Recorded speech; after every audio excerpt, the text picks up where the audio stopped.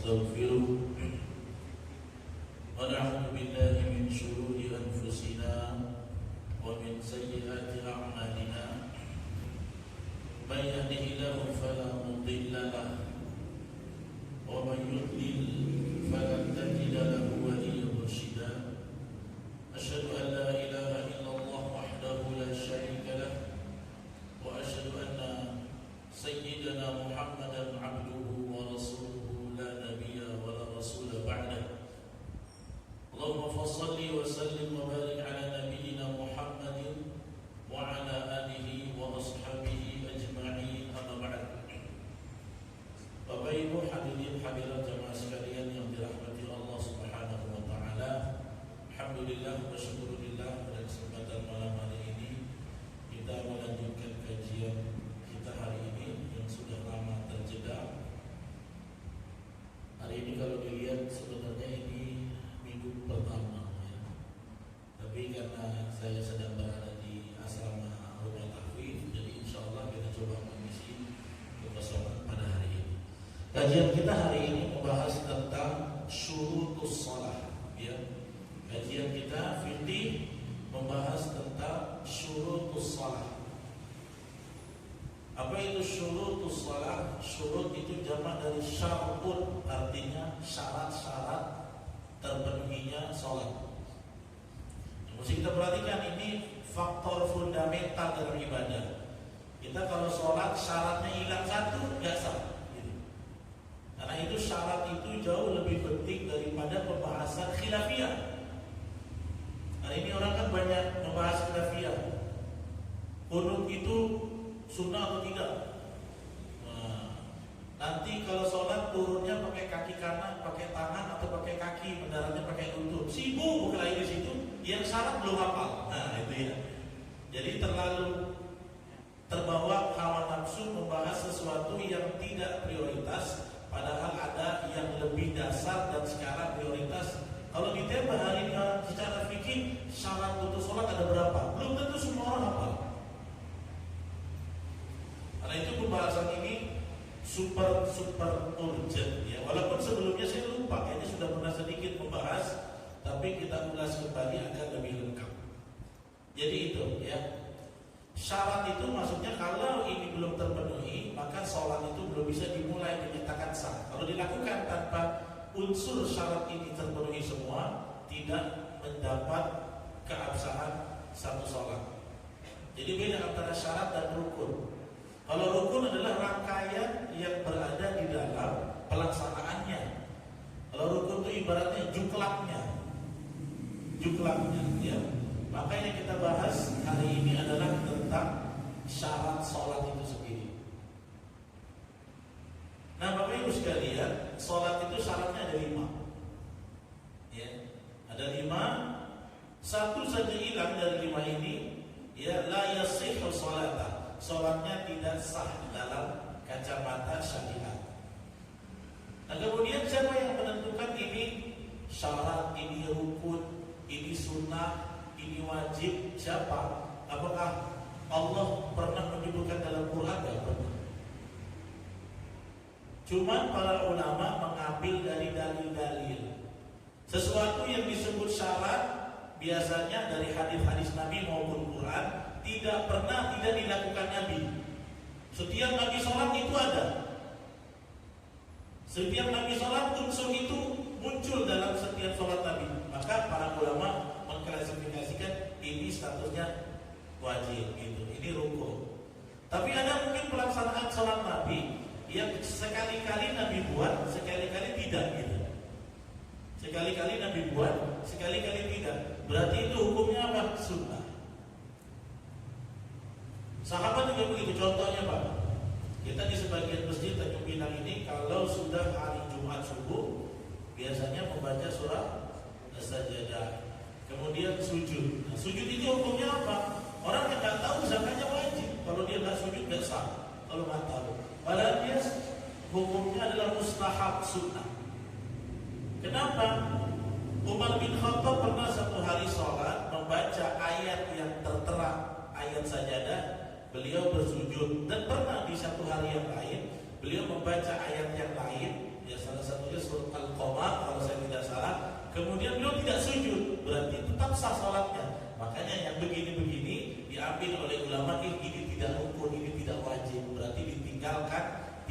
mengganggu keabsahan sholat. Dari situlah para fuqaha ahli fikih bisa ya memberikan kesimpulan hukum-hukumnya.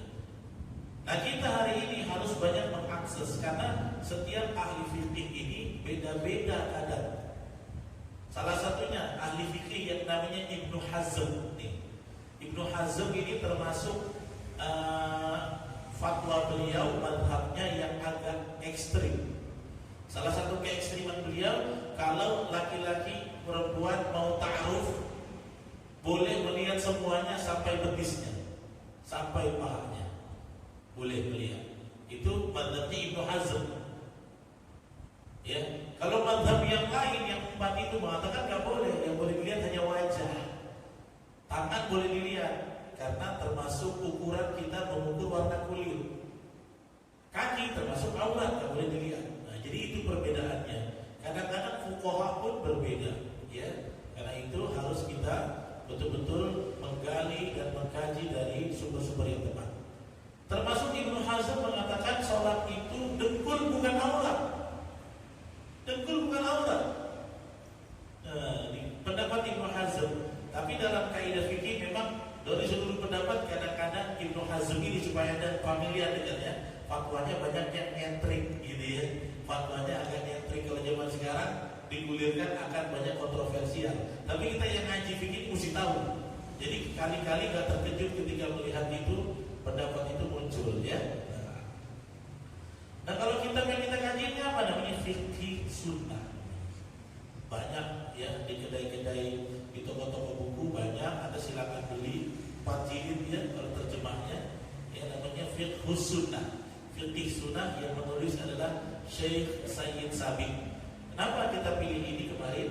Karena buku ini adalah bestseller, mendapat penghargaan dari King Faisal. Waktu Raja Saudi Arabia itu King Faisal, buku ini mendapatkan reward penghargaan dari Raja Saudi karena bukunya aplikatif, mudah untuk dicerna dan menyertakan semua pendapat mazhab dalam setiap hukumnya. Jadi misalnya hukum ini beliau menjabarkan dari mazhab Syafi'i, Maliki, semuanya lengkap. Jadi kita bisa mengetahui berbagai komparasi perbandingan pendapat dari mazhab-mazhab yang lain. Gitu. Nah, yang pertama, sholat itu syaratnya adalah al-ilmu bidukhulil waqti. Ya. Al-ilmu bidukhulil waqti. Apa maksudnya? Harus berilmu tahu kalau sudah masuk waktunya. Ya. Jadi kita sholat itu memang harus kuat, walaupun kita hanya sebatas dugaan, tetapi dzannya harus dzannul qawi, harus dugaan yang kuat. Ini udah masuk, jam saya udah jelas, gitu. Jadi syarat yang pertama itu. Nah, kalau Anda tiba-tiba dalam satu tempat diculik orang, dikasih ruangan gak ada jamnya, gak ada mataharinya, Anda gak tahu itu jam berapa. Pengen sholat, yang tahu waktu, gak bisa. Atau Anda berada di kendaraan laut misalnya, tiba-tiba di sana semua mati lampu, kapalnya tergoyong-goyong, gak bisa tahu waktu sholat.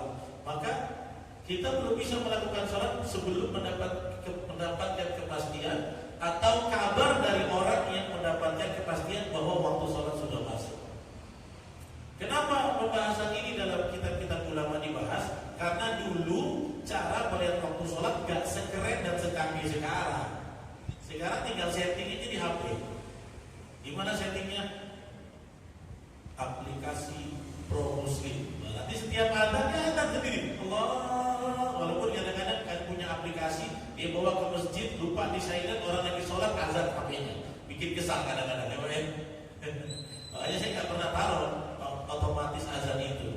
Saya lebih senang azan itu dengar dari masjid langsung, atau kita mengingat waktu-waktunya. Ya. Maka yang pertama begitu ya. Faman tayaqqana awwala ba'da dhannihi dukhulil waqti, ya, barang siapa yang telah kuat dugaannya bahwa saat itu dia tahu waktunya sudah masuk, baik dari hitungan dia dari jam yang ada atau keadaan alam, maka syarat pertama sudah terpenuhi dan tercukupi untuk sholat. Ya, jadi yang pertama itu benar, jelas-jelas sudah masuk waktu. Ustaz, kalau saya salah rupanya, bangun tidur jamnya di rumah baterainya habis, ya kan? Pas bangun tidur dia kira itu misalnya, atau jamnya kacau lah ya, karena baterai habis, kadang-kadang dia berputar tak karuan. Akhirnya dia pikir sudah subuh, waktu dia bangun padahal masih 2:30, sholat tadi ya. Habis sholat, dia dengar pula azan nih. Aku udah sholat subuh, kok ada azan lagi, azan duha apa nih katanya. Ya, dia belum yakin dengan waktunya tadi, dia sholat karena salah jamnya, tergantung dengan jamnya. Sholatnya bagaimana? Harus diulang atau tidak? Harus, karena dia belum al-ilmu bidukhulil waktu, itu Pak penting. Makanya dipastikan, ya. Karena itu dalam kitab fikih sunnah ini dikatakan, ya, faman tayaqqana, barang siapa yang benar-benar yakin, ya, dugaannya bahwa waktu sholat sudah masuk, ya, atau sawa'un kana dzalika bi ikhbari thiqah, atau dia tahu dari orang lain, waktu sholat sudah masuk dan orang itu terpercaya, maka syarat yang pertama sudah boleh dilakukan sholat. Ya, kalau saya rasa ini sebagai materi pelengkap saja, karena masalah melihat waktu sholat sudah bukan jadi masalah. Semua kita mudah, kecuali saudara-saudari kita yang tinggal di pulau.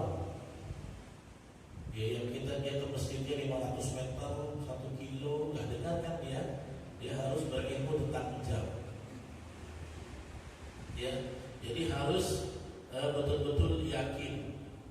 Al-adzanul mu'adzin al-muqtamin, atau dia dengar adzan seorang mu'adzin, itu lebih jelas lagi kan kalau sudah adzan. Ya. Au ijtihadus syakhs, atau upaya seseorang ayyusababun minal asbab allati yahsulu bihal ilm, atau dia ada fasilitas apapun sehingga dia mengetahui itu betul-betul adalah waktu sholat. Ini yang pertama, al-ilmu bidukhulil waqti. Jadi dihafalin Pak. Kalau ngajarin anak-anak kita bisa tahu. Nah, sholat itu syaratnya ada 5. Yang pertama, masuk waktunya, kita sudah tahu. Yang kedua, syarat sholat kita akan sah at-taharatu minal hadatsil asghar wal akbar. Nah, ya. At-taharatu berarti taharatu suci minal hadatsil asghar, dari hadas kecil, ya, wal hadats akbar, dan hadas besar. Jadi dua-duanya. Kalau seseorang sholat, dia tidak yakin dia suci dari hadas, sholat dia tidak yakin, sholat tidak sah. Salah satu orang tidak yakin, bagaimana? Macam tadi keluar angin atau tidak? Terasa tak terasa? Baunya terasa? Udah batal itu. Makanya kalau kentut ragu itu Pak, kata Nabi, lihat 2, ya, dengar suaranya atau cium baunya. Gak ada kok suaranya, tapi hidung aku udah tertusuk dengan bau kentut enggak. Wah, udah jelas batal itu. Atau dia nggak cuma ada bau kan, nggak ada bau, tapi tadi ada suaranya tuh, katanya, maka telah batal dia. Ya. Jadi syarat yang kedua, at-taharatu minal hadatsil asghar wal akbar. Apa dalilnya? Ya ayyuhalladzina amanu idza qumtum ila sholati faghsilu wujuhakum. Ayat. Faghsilu wujuhakum wa aydiyakum ilal marafiq. Wahai orang beriman, kalau kamu ingin menuju berdiri untuk sholat, faghsilu wujuhakum, maka basuhlah wajah kalian, wa aydiyakum ilal marafiq, dan tangan-tangan kalian sampai ke siku, wamsahu biruusikum, ya, dan usaplah kepala kalian, wa arjulakum ilal ka'bain, dan kaki kalian sampai mata kaki. Ini dari wudu. Ya, karena itu ayat ini yang disebut kuping, yang disebut enggak? Hidung enggak disebut. Ya, karena itu para ulama fikih mengkategorikan yang tidak disebut ayat ini sunnah wudu. Yang disebut Allah ini yang wajib. Makanya yang wajib adalah faksilu wujuhakum wa aydiyakum ilal marafiq. Ya, wamsahu bi ru'usikum wa arjulakum ilal ka'bayn. Itu yang wajib, wajah, tangan, kepala dan kaki. Ustaz, kuping kenapa enggak masuk? Kan kuping adanya di mana? Kepala. Dia termasuk bagian dari kepala. Ya. Jadi ini perintah ini dari Allah jelas ya, dalam usul fikih al-amru yadullu 'alal wajib. Kata perintah dalam Quran menunjukkan perintah wajibnya itu. Maka kalau kita ingin berdiri untuk sholat, wajib untuk berwudu dahulu. Supaya apa? Ya, liizalil hadath, untuk ya mensucikan diri atau menangguhkan hadas yang ada pada kita. Tapi yang lebih baik lagi Pak, kalau Anda bisa amalkan sunnah Nabi dawamul wudu, selalu berwudu dalam setiap waktu. Itu bagus sekali. Bagus sekali. Anda dinaungi malaikat terus menerus. Jadi kalau batal wudu lagi, batal wudu lagi. Dulu saya waktu di pondok selalu amalkan itu. Sekarang ini agak kurang, ujiannya banyak. Kalau di pondok kan kita nggak kemana-mana, makan pun terbatas. Sedikit-sedikit makan, sedikit-sedikit ngopi, nak kencing-kencing gitu kan. Nak wudhu terus, repot bolak-balik. Urusan banyak. Dulu waktu di pondok itu saya selalu ketemu saya, Bapak insya Allah dalam keadaan wudhu. Karena airnya melimpah dan lain-lainnya. Sekarang kita sudah berkeluarga, air itu tak berbagi dengan bini, dengan anak, dengan ponakan, dengan orang rumah. Iya. Kalau dulu di pondok air kan terserah, jadi setiap batal wudhu, setiap batal wudhu. Jangan dimanapun, kapanpun azan tinggal masuk, nggak usah lagi wudhu lagi. Ini salah satu sunnah yang kalau bisa Anda amalkan luar biasa. Cara mengamalkannya gimana? Makanya di rumah sediakan slot keran wudhu yang aman dan nyaman.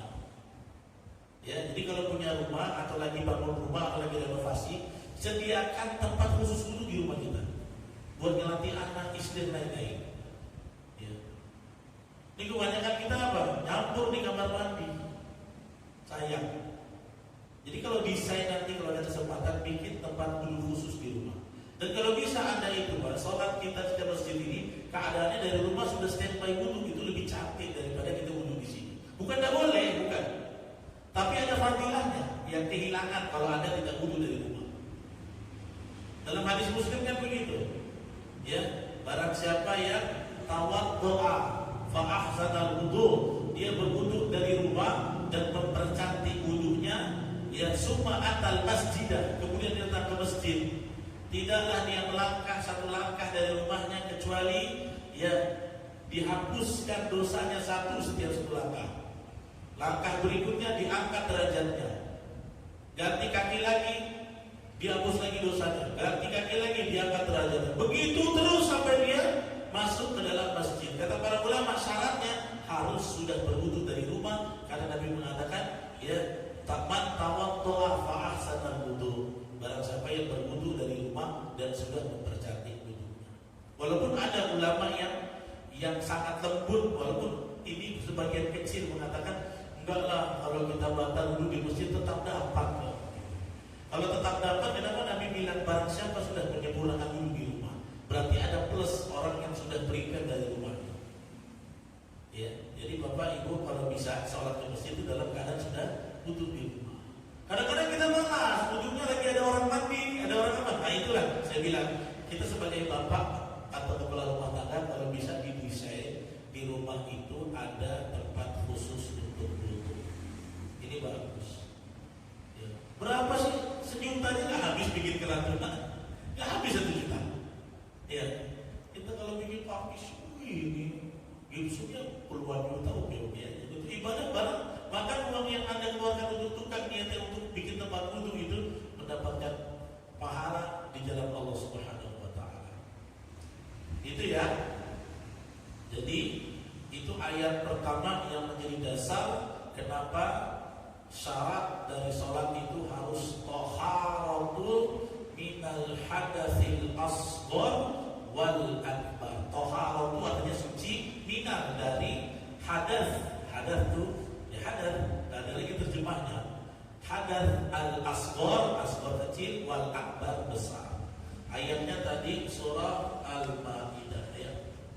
Kemudian dalil berikutnya adalah hadis Nabi, ini lebih spesifik lagi ya. Hadisnya dari Ibnu Umar radhiyallahu anhu. Apa kata Nabi? La yaqbalullah salatan, Allah tidak menerima salat bi ghairi tuhur, yang tidak ada bersuci di dalamnya. Ya, jadi Allah la yaqbal, bahasanya tegas ya. Allah tidak menerima salat, satu salat seseorang bi ghairi tuhur, yang mana salatnya tidak ada kesucian ya, tanpa bersuci. Kalau kita mau terjemahkan bebas, gak diterima Allah kalau kita tidak bersuci ya. Ini diriwayatkan oleh rawahul jamaah riwayat hadis illa al-Bukhari, kecuali Al-Bukhari. Jadi yang semua meriwayatkan, Muslim, Abu Dawud, Nasa'i, Ibnu Majah, Tirmidzi, semua meriwayatkan kecuali Al-Imam Al-Bukhari. Yang keberapa tadi Pak? 2. Yang ketiga, taharatul badan. Badan ini mirip kan bahasa Indonesia, badan itu bahasa Arab sebenarnya. Taharatul badan wa saub, pakaian, wal makan alladhi shalla fihi. Apa terjemahnya? Bersih sucinya badan, gak nanggung najis, pakaian dan makan di mana dia sholat dengannya. Makan itu artinya tempat dalam bahasa Arab, al-makan. Jadi al-badan, badannya ya. Jadi gak ada lagi najis yang nempel. Makanya ada hadis, kalau ada orang yang pipis gak cebok, pipis gak cebok, najis masih nyangkut gak? Nyangkut, gak bisa sholat. Makanya mensucikan bekas buang air itu wajib. Ya, ini jangan sampai ada kejadian di antara jemaah ini ada yang biasa pipis gak cebok, jangan.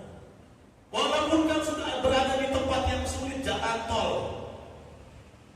Misalnya jalan tol udah kebelah di sebelah hutan pipis, pikirkan gimana tak ada gelas aqua itu jadilah. Yang penting kita betul-betul ikhtiar menanggalkan najis itu. Kalau Anda tidak lakukan itu, Anda habis pipis tidak cebok, langsung pasang celana dalamnya menanggung najis, badannya masih ada najis, pakaiannya menanggung najis, sholat kira-kira diterima kan? Ya, makanya ketika itu Nabi pernah lewatin kuburan kan? Nah, lewat kuburan, Nabi diberikan basirah oleh Allah untuk diperlihatkan itu dua hamba Allah, orang Muslim, yu'adziban fil kubur. Kata Nabi itu ya, salah satu sahabat kan sebagian mengatakan ini Umar, itu orang sedang diazab di dalam. Kemudian sahabatnya nanya, hal yu'adziban bil kabair ya Rasulullah, apakah mereka itu dua yang diazab di kubur karena dosa besar? Tidak, kata Nabi, tidak. Yang satu lumayan besar, yang satu tak terlalu besar. Apa kata Nabi? Yang pertama adalah la yahtamu bil baul, dia tidak pernah teliti ketika dia buang air kecil. Baul ya, baul itu artinya buang air kecil. Goib artinya buang air besar. Yang satunya yajri bin namimah, suka mengadu domba orang lain. Coba adu domba enggak cebok, kayaknya kelihatannya perkara kecil kan, Bang? Rupanya kata Nabi, ya, akhirnya Nabi bilang tanazzahu minal baul, bersihkan dan perhatikan wahai umatku dari buang air kecil kalian. Fa inna amata adzabal qabri minhu, karena sesungguhnya kebanyakan orang, banyak orang diadab di dalam kubur karena permasalahan tidak cebok ketika dia buang air. Jangan sepelein, jangan ajarin anak Anda buang pipis ditembak di paret. Itu saya mati-mati betul. Nanti kebiasaan. Berapa banyak ini supir-supir apa mau pipis tinggal di sana. Habis itu dia sholat. Macam mana tak sholat? Sementara dia menanggung najis. Makanya harus jadi perhatian kita ya. Karena itu yang ketiga tadi, yang ketiganya tiga faktor. Taharatul badan, wasau pakaian, ya. Kemudian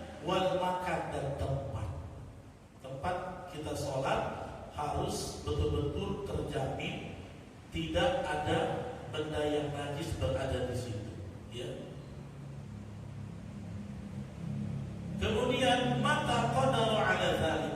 Kata beliau, kapan dia dibebani untuk itu? Fa in ajaza an izalatiha shalla ma'aha wala i'adatun alaihi. Kalau umpamanya tempatnya ya untuk dia sholat ya, atau najisnya itu ditemukan oleh dia saat sedang sholat gitu ya, maka dia bersihkan itu najis, tidak perlu mengulang sholatnya ya. Amma taharatul badan ya, adapun tentang kebersihan badan, hadisnya dari Nabi sallallahu alaihi wasallam yang tadi ya, tentang tanazzahu minal baul, perhatikan bersihkan pipis kamu ya. Hadis itu riwayat Imam Daruqutni dan beliau menghasankannya ya. Kemudian yang kedua, hadisnya dari Ali. Ali ini laki-laki yang suka keluar madhi, tahu madhi? Madhi itu cairan bening dari zakar laki-laki, tapi bukan mani, dia mani. Biasanya orang yang hormonnya berlebih atau keletihan luar biasa, keluar bening-bening gitu. Ya. Kemudian satu hari, ya, Ali itu kan pengen nanya tentang ini, tapi malu sama Nabi. Jadi dia suruh orang, ya, amartu rajulan, aku menyuruh seseorang aniyas ala Nabi sallallahu alaihi wasallam, untuk bertanya kepada Nabi, ya. Kemudian apa yang dia tanya? Tentang kuntu rajulan madhaan, aku adalah laki-laki yang sering keluar madhinya.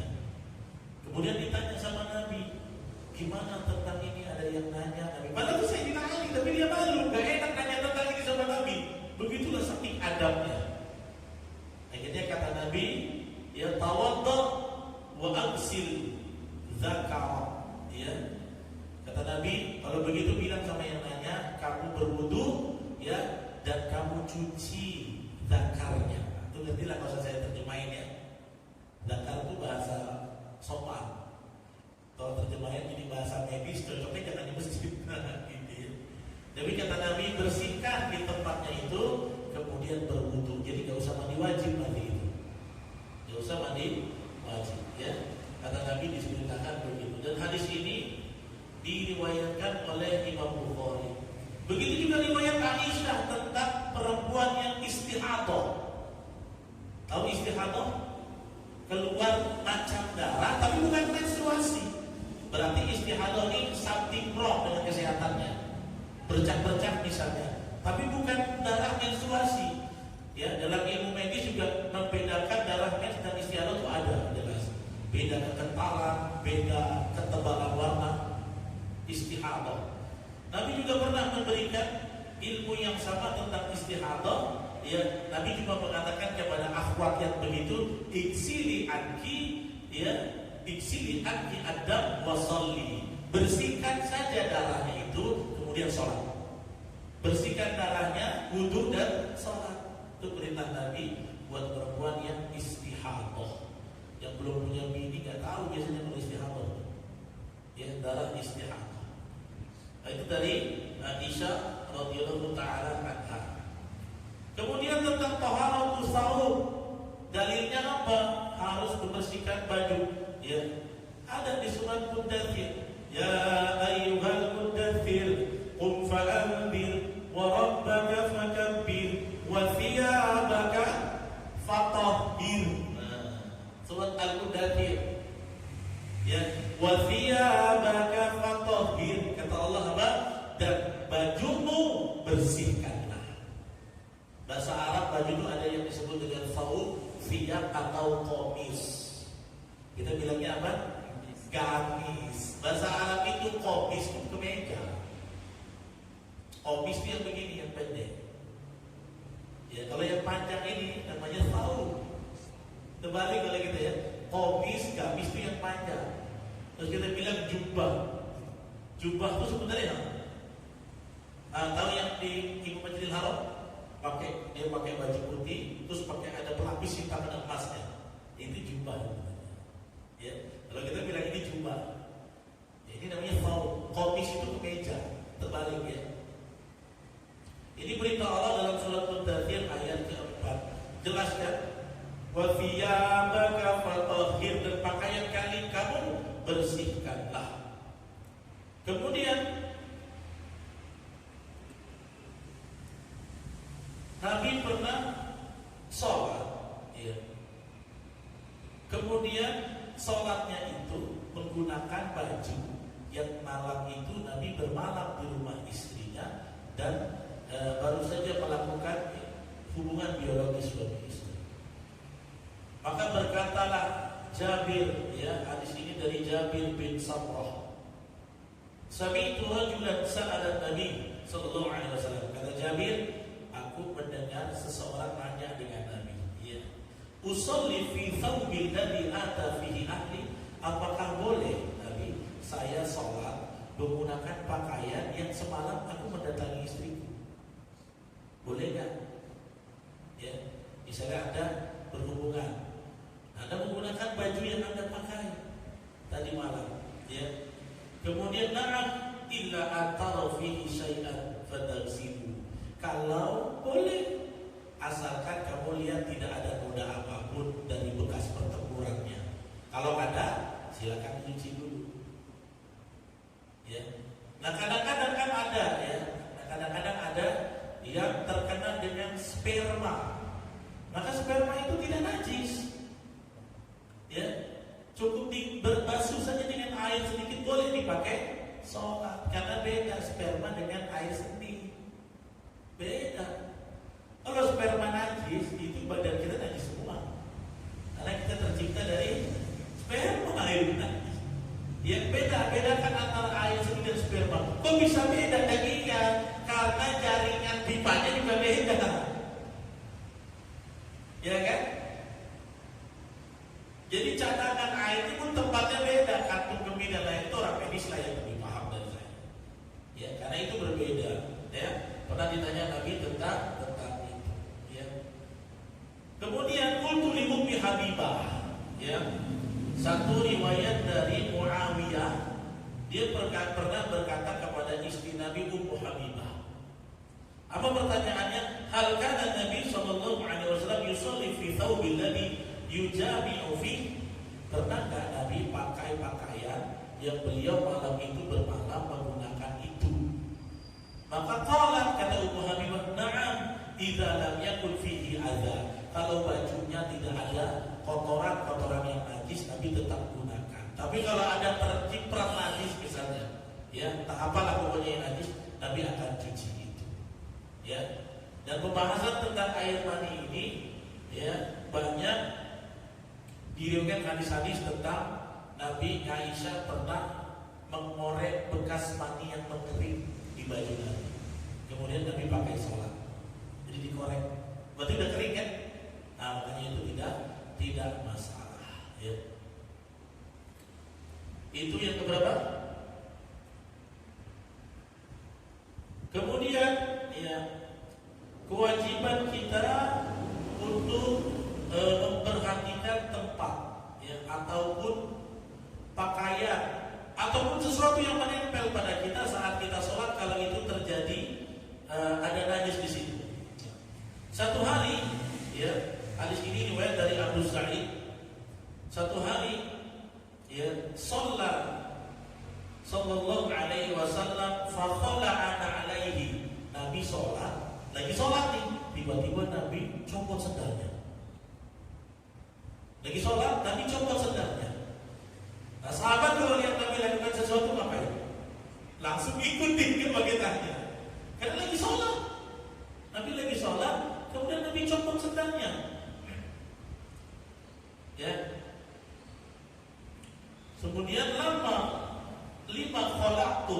Ketika Nabi selesai sholat, kan biasanya zikir menghadap jamaah. Lihat yang lain jamaah itu, yang lagi sholat, Nabi nanya, kenapa kalian buka sendal atau sepatu? Jadi zaman Nabi itu kan sering namanya sholat pakai alas kaki. Ini salah satu bahasan sunnah dan fikih yang jarang diamalkan umat zaman sekarang. Kenapa? Kita mau udah sejadah semua keramik. Zaman Nabi apa? Pasir tanah. Makanya dalam ilmu fikih bab thaharah itu ada membasuh kedua alas kaki yang dipakai sholat. al-mashu 'alal khuffain, atau disebut dengan mengusap khuf. Itu ada dalam bahasa fikih.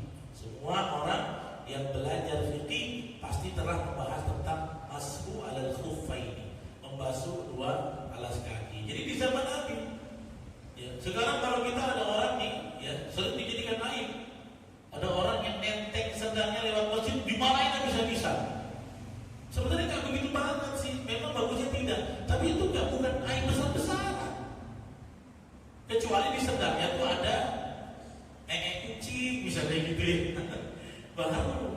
Kalau cuma pasir tanah itu kan alat bersuci juga. Kenapa ada satu pelarangan? Jangan bawa sendal ke sini. Jadi di zaman Nabi nggak pernah marah sahabatnya pakai sendal aja boleh. Nah satu hari ini Nabi buka, gitu ya. Nabi buka, setelah Nabi selesai, Nabi tanya, ya, kenapa kalian buka? Ra'ainaka khala'ta fa khala'na. Kami nengok engkau buka ya Rasulullah, maka kami ikut buka lah, kata sahabat itu. Ya, kemudian Nabi menjelaskan, ya, faqal, Nabi bersabda, inna Jibril atani. Tadi waktu sholat Jibril datang. Ya, kenapa? Fa akhbarani anna bihima khabathan. Ya, mengabarkan sendal Nabi ada najisnya. Jadi waktu itu Jibril datang kasih tahu bahwa di sendal Nabi ada najisnya. Kemudian Nabi mengatakan, fa idza jaa ahadukum masjidah, ya, kalau setiap kalian, salah seorang di antara kalian datang ke masjid, falyuqallib na'alaihi, hendaknya setelah dia bergegas menuju sholat, balikkan sendalnya, tengok, kata Nabi, wal yantur fihima, lihat sandal kamu ada najisnya. Jadi sunnahnya begitu kalau mau sholat dengan alas. Ini bapak kalau haji umroh sering amalkan ini. Saya kalau lagi umroh dan setelah tidak datang ke Masjidil Haram, sholat di depannya, pakai aja sandal, pakai aja. Ada orang-orang Libanon yang pakai sepatu yang kos kaki tapi ke atas itu, dia tetap aja pakai sholat yang kayak sepatu tipis, dia berbentuk seperti kaki kita, dia pakai aja sholat, nggak terlarang. Tapi Nabi bilang, ya, falyuqallibuna alaihi. Kalau sekali antara kalian mau datang ke sholat, hendaknya dia balik sendalnya, maksudnya tengok. Falyantur fihima, lihatlah di kedua sendal itu. Fa in ra'a khabathan, kalau kalian melihat ada najis, falyamsuhu bil ardi, tsumma yusalli fihima. Gesek-geseklah di tanah, kata Nabi. Kan cara bersihnya gitu kan?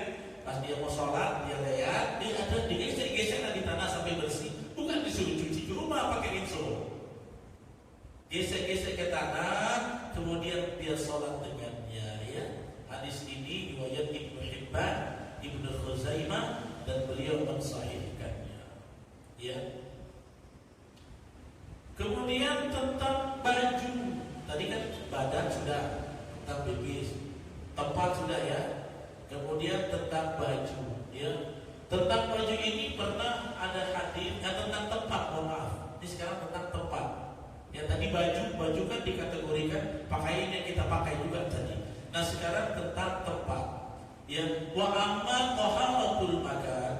Adapun tentang kesucian tempat alladzi yusalli fihi, ya, yang mana kita sholat di sana, fal haditsu Abi Hurairah. Maka dalilnya adalah hadis dari Abu Hurairah. Kapan?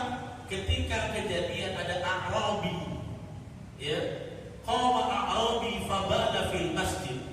Tiba-tiba datanglah seorang A'rabi. Kalau Anda dengar hadis A'rabi itu berarti Arab Badui. Arab Badui itu kalau istilah orang kita apa? Tahu nggak? Mau beso, yang nggak pernah dengar pengajian di kampung, pulau, desa dalam sana, nggak pernah tahu ilmu. Jadi kalau ada kelakuan orang beso, marah kan? Ya enggak malu. Ya Nabi itu kalau lihat Arab Badui berkelaku dia malu, teriak-teriaknya Muhammad malu karena nggak terdidik Pak, orang desa. Ibaratnya kalau bahasa kasar ya, primitif lah ibaratnya. Dia tetap manusia juga, cuma kan jahil, harus diberikan pendidikan. Kata Abu Hurairah, datang Badui, kemudian pipis di masjid. Masya Allah. Ini kalau ada sekarang digebukin rame-rame apa kita nih. sampai menjadi sebuah tuntunan ilmu fikih, ya.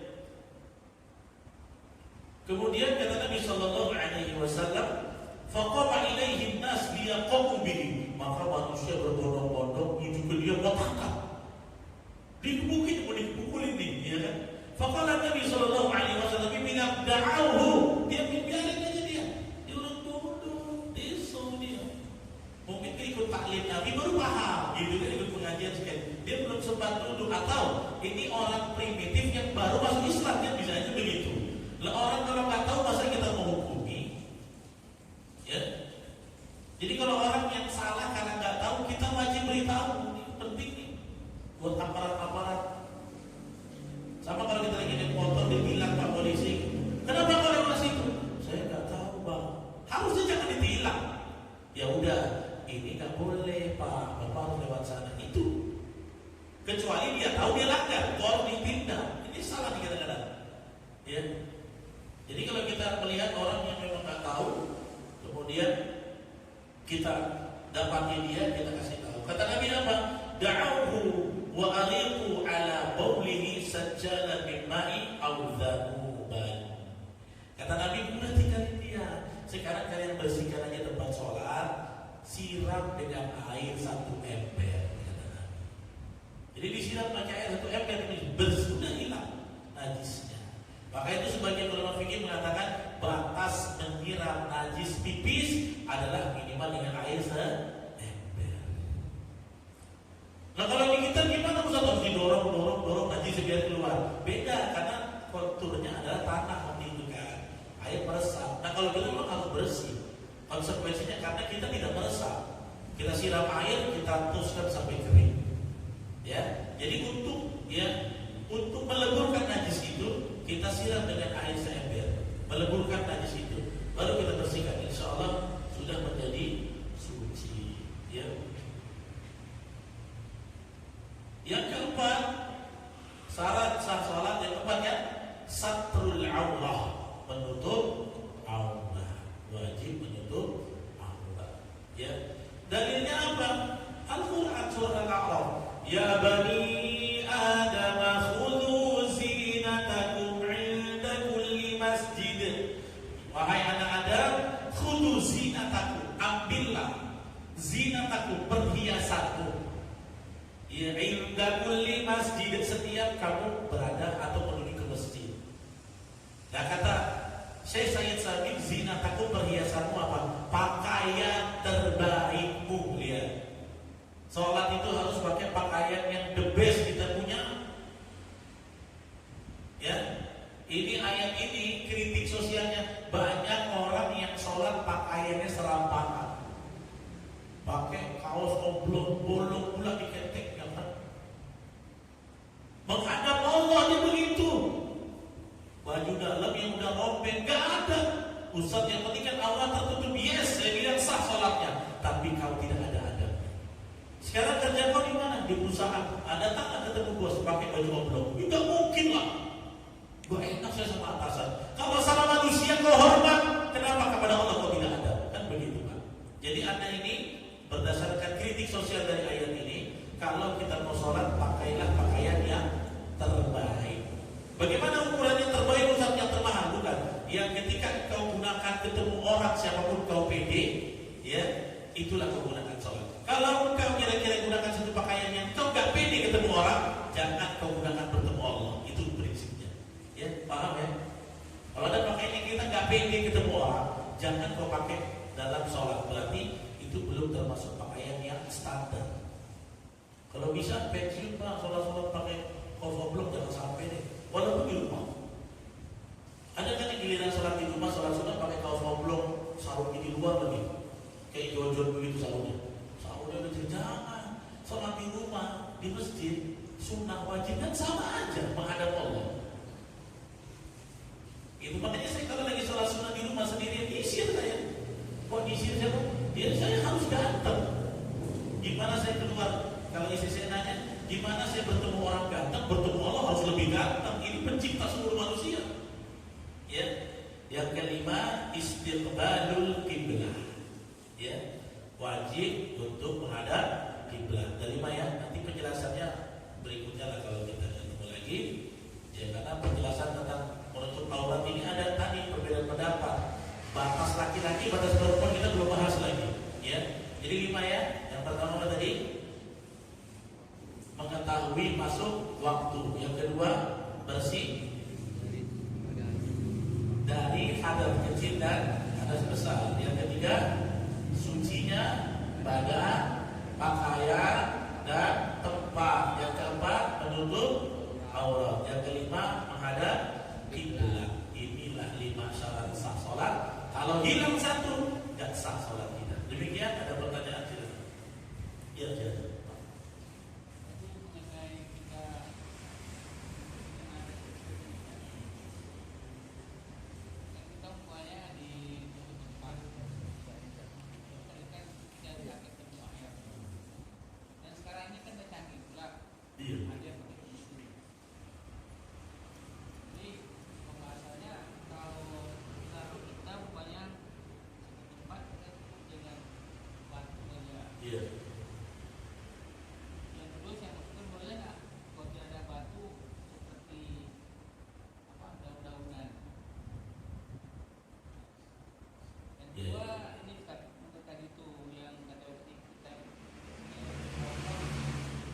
Mati. Apa sih bedanya itu keluar dengan kita keluar yang bedanya jelas, Bu. Bedanya itu jelas. sama mani, Pak. Lain. Rasa keluarnya Tapi beda. kalau yang darurat kan katakan. Kalau kita itu oke keluar itu mandi kan? Ya kalau dipilih. Baik, yang pertama tentang bersuci.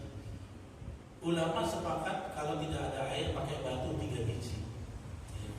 Tapi ada yang mengatakan boleh benda padat seumpama itu. Misalnya tisu yang kita dapati. Karena sekarang kita lihat tempat-tempat yang canggih-canggih bergaya barat itu kadang nggak ada airnya. Dan saya kurang senang yang begitu. Biasanya kalau begitu saya setiap masuk saya udah prepare sendiri air dari luar. Baik aqua saya ambil sedikit aja lah gitu ya. Saya bawa hanya untuk bersuci. Kalau memang tidak bertemu darurat, hanya ketemu seperti apa yang ada, maka nggak apa-apa. Ada pendapat ulama fikih yang mengatakan boleh asal benda itu benda padat dan keras. Ya. Tapi hati-hati pula nanti ambilnya beling pula. Nah, itu ya. Jadi itu. Dan kalau bisa ketika kita berhadapan dengan bangun satu bangunan, jangan gunakan adat-adat dengan orang luar barat sana.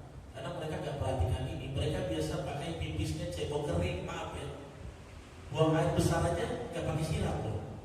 Pakai lap, naudzubillah. Jadi Anda harus lap warna-warna itu juga enak ini dalamnya. Yang kedua mengenai mani dan madi. Yang pertama beda teksturnya. Kalau mani itu dia macam putih susu. Kalau madi ini agak bening. Nah, madi ini kalau bisa dibilang adalah cairan yang keluar saat laki-laki terangsang di awal dan dia bukan mani. Bedanya apa? Bedanya yang satu putihnya susu, yang satu agak bening. Yang kedua, yang satu ini geli, yang ini enggak. Nah, itu beda rasanya. Yang satu ini kalau dikeluarkan ada rasa geli, ini enggak vulgar kan ya? Ini pelajaran medis ya. Yang ini terasa geli, yang ini tidak. Jadi perbedaannya itu. Dan ahli seperti itu. Dan tidak semua orang, saya tipe yang nggak pernah sih mengalami, cuma jarang sekali. Capek, misalnya hari besar, ceramah kali gitu. Udah begitu. Kadang-kadang keluar.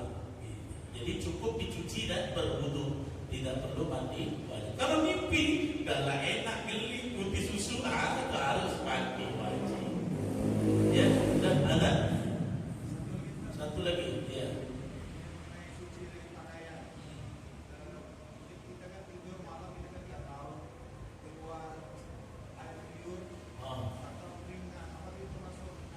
Enggak apa-apa, air liur enggak apa-apa. Ya. Air liur enggak masalah. Cuman yang dari itu yang di bawah, najis yang di bawah. Terus gimana kita mendeteksi kena najis atau tidak? Ya. Kadang-kadang ada air pipis yang keluar tanpa sadar, itu dihinangkan. Anda harus siuk di celana Anda bau atau tidak. Kalau baunya kencang, berarti masih ada yang nyangkut, lebih baik diganti. Air liur keringat insya Allah bukan termasuk najis.